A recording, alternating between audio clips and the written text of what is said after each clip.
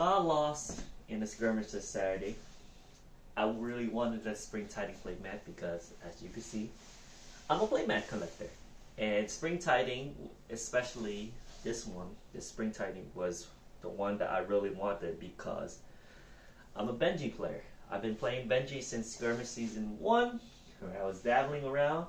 I was making Benji work a little bit just before Everfest, and then when Everfest came out and I saw spring tiding, I was delighted, I was so gleeful, and I really wanted this playmat.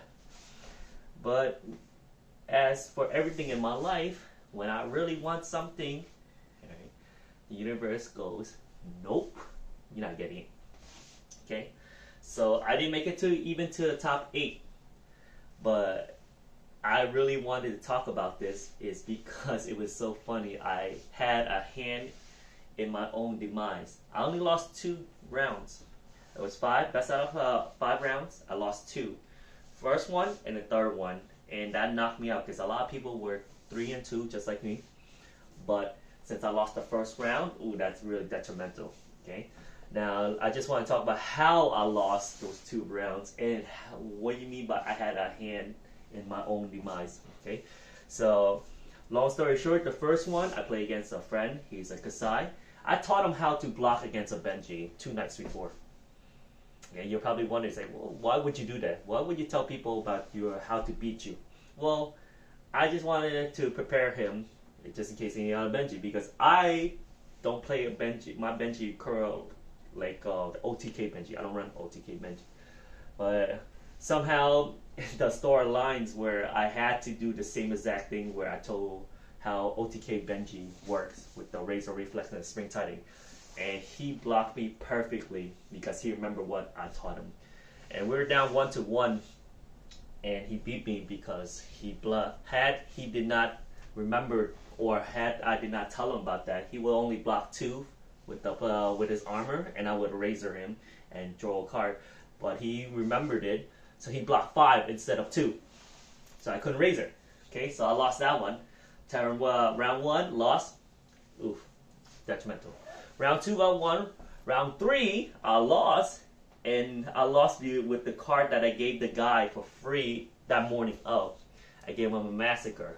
Right? He drew the nuts on me as he was a Rhino play. He drew the nuts on me.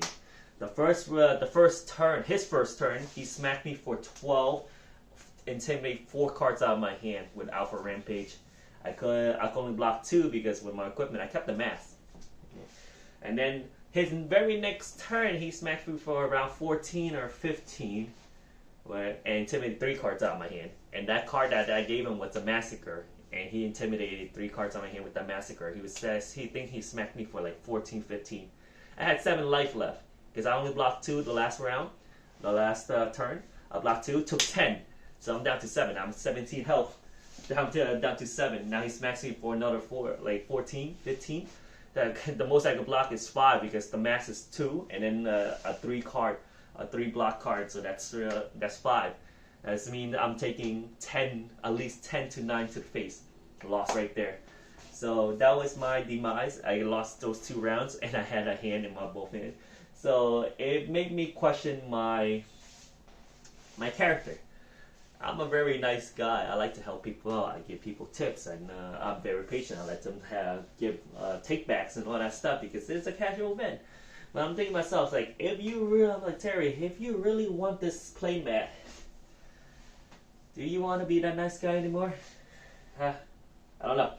I got Sunday.